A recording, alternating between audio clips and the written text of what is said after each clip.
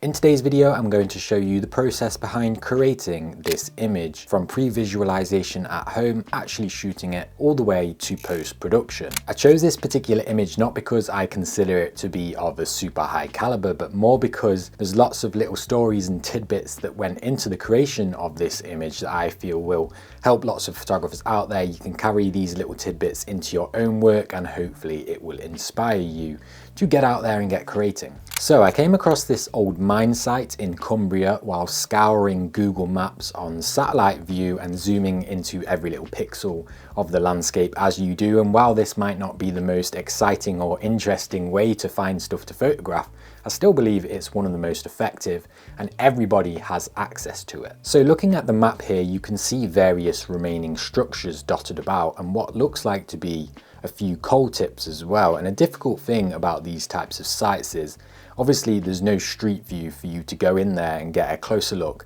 at what the location has to offer. However, what interested me and excited me the most about this particular site was this bigger building over here, because from satellite view at least we can see it looks to still be intact, at least in terms of the roof, and it seems like it may have a nice bit of character about it as well, especially if we compare it to this building higher up that looks like it may just be a few walls that are left standing. So although I'm just looking down at this subject on Google Maps from a bird's eye view and don't have any real idea of what it actually looks like from the ground, that would still be enough to make me want to drive out there, check it out and see if there's any photographs to be had there. Now, something I do before I do any of that, and it's ingrained in my process now, is to cross-reference that particular subject or area with public footpaths and rights of way to make sure that when I go there, there's at least a route to take where I'm allowed to be. And now, to my surprise, this is the first location or site or subject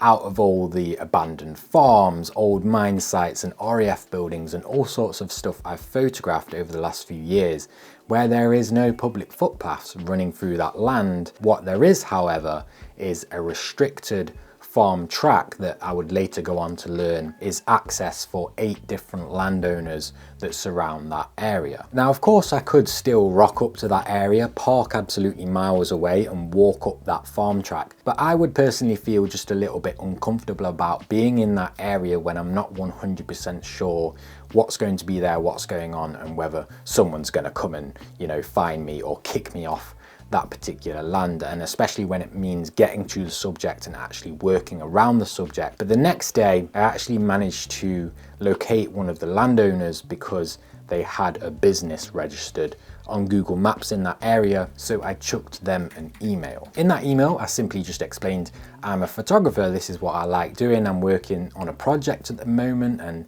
I'd really like to go up to this area, take some photographs, I'll be really respectful, and if it's a no, that's fine, but if not, just let me know. And a few emails back and forth, the lovely gentleman by the name of Stephen said it's absolutely fine, you can walk up that farm track, and he even let me use his car park to park my car in. What a gent. I don't often do this much pre-planning when it comes to going out, checking out an area, photographing an area for the first time or scouting, but given the time in the UK at the minute, the days are short, the weather is cold, and also given the fact that I would be using somebody's private car park on a specific day, and I didn't want to keep hassling them and going back and forth with them and saying, would it be okay if I park here again, and so on and so forth, I decided to go a bit deeper on this one with the planning to try and maximize my chances of at least getting one frame that worked out on the day that I visited. So let's jump back to Google Maps. First, I tried to make a calculated or lucky guess as to which part of this building was the front, as it's extremely likely I'd want to photograph it from the front. And there's a few classic sort of telltale signs I've picked up on from how many of these types of subjects I've photographed over the last few years. And it's typically that the track or access to a building like this will lead up the front. You can see the track and the gap in the wall there, which hints at that being the front access to the building. And this closed off section that you can see at the back also seems to appear like a back garden of sorts, or at least hints that there's less access from that side of the building. So with that calculated guess out the way, assuming that is the front of the building, I know I want to be standing up here somewhere in order to take a photo of the front of the building. Next, I check how the sun will circulate the building on the morning I plan to be there. So the 25th is the morning that I was there. And this line here, we have sunrise, and this line we have sunset. What I'm most interested in now is this line that represents the sun's movement throughout the day. Meaning if I want to photograph the front of the building being illuminated by directional sunlight, I have a window from sunrise till about midday at the very latest before that front face falls into shadow and the building becomes backlit, which is a scenario that I do not want.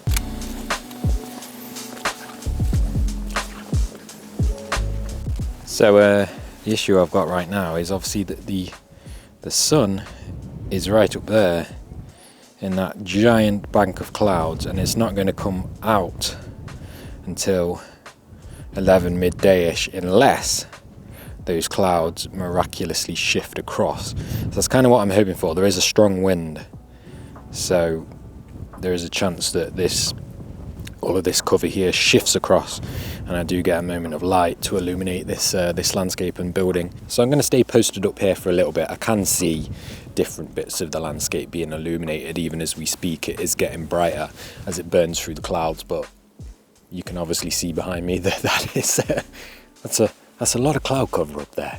And worst comes to worst, I'll take some photos of this just looking really dull and yeah.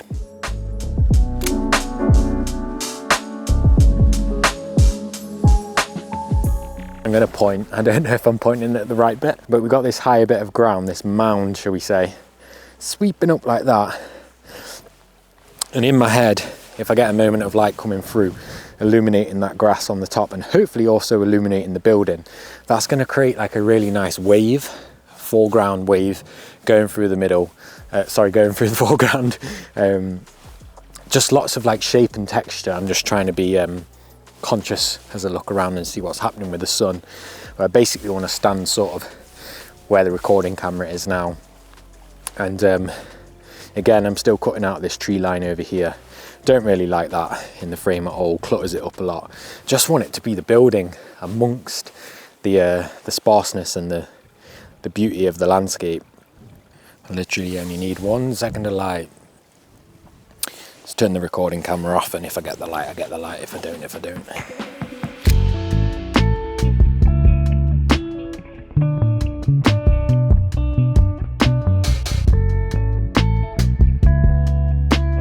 Okay, I've just moved in real quick for a sort of a profile close up of this roof in particular.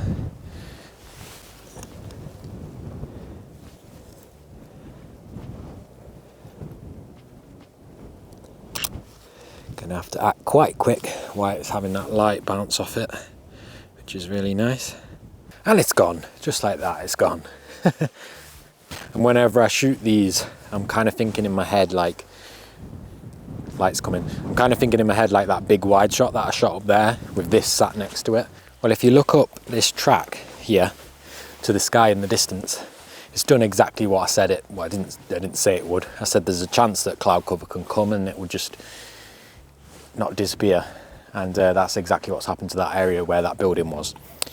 So yeah, I think I got my lucky few moments there hopefully.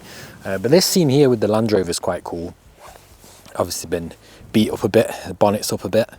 Unfortunately we've got that giant blob of white sun up there behind the clouds, which is really quite ugly. So if I can do something here by cutting that out, it'd be quite nice. I also like the fact that the fence panel is just in front of the number plate, which obscures it and gives it a bit of, what's the word, anonymity? Is that the word? Anonymity? Good job I'm a photographer and not an English teacher. And so the issue is, because the sky's ugly, I can get less sky space in the frame by coming down like this, but then the actual vehicle itself becomes kind of like almost too straight on. You kind of want to shoot down on it so you get that light bouncing off the top of it, and also just make it look a bit more 3D as well. So shortly after taking that particular image of the Land Rover, one of the farmers that actually farms the land that that building is on, that I've just shot previously, came up that farm track on his quad bike with his border collie ready to herd his sheep. And he was looking at me a bit suspicious and funny at first, thinking, what are you doing here? But I went over, I introduced myself, I said, you know, I've been in touch with Stephen. He said I'm all right to come up here, grab some photos and then be on my way once I've took some images. And he was dead friendly, so it just eased that sort of awkward interaction.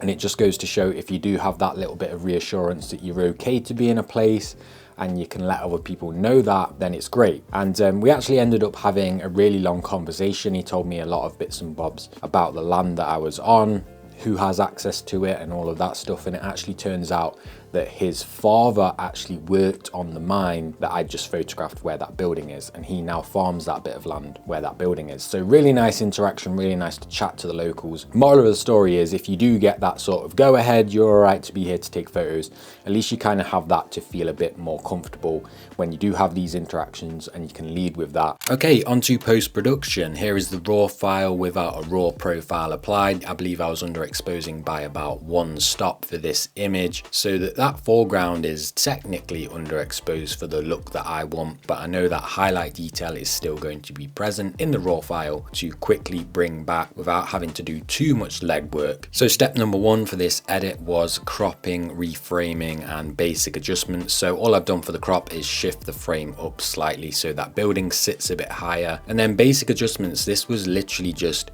boosting the shadows, dropping the blacks a little bit, and then I reduced the clarity some and added a tiny bit of warmth with the temperature slider. So once I'm at this point, I'm looking at the bottom left hand corner here and thinking about how dark that area is, which I don't particularly mind, because I do think dark to light to dark to light is sometimes quite nice. But in this instance, I want to bring that back a bit and help it sit in line with the rest of the foreground. So I just add a nice linear gradient down there in the corner, brighten it up a bit, give it a little bit of warmth as well, and that allows it to sit back in line with the rest of the landscape. So once I'm at this stage in the edit, I'm going to move the photo over to Photoshop with 2 goals, a little bit of cleanup and a bit of dodge and burning. So first things first, I'm going to remove the 2 rocks in the foreground. Apologies if you're somebody that thinks you should never remove anything from any images, but you know, I'm quite open. I'm happy about removing a rock or a blade of grass or a crisp packet or something that's on the floor. Next, I'm going to do a bit of dodge and burn. So mainly in the darker areas of the foreground, I'm going to burn. I'll do a little bit of a dodge on the front of the building just to double down on that light that's hitting the building, and then finally burn the top left hand of the sky in order to make that sit a bit nicely gradient wise across the frame, and that gets us